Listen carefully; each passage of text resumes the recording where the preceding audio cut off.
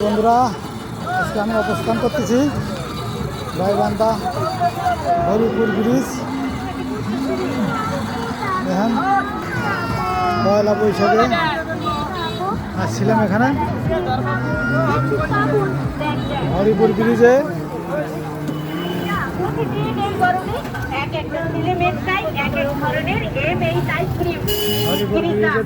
মাথায় কিন্তু আমার এখন সমস্যা হয়ে যাইব। শিগগিরিতা যে কান্দন কানতেছে ওই কান্না আমার মাথায় শুদ্ধ হইতেছে না। রাতের বেলা পয়লা বৈশাখ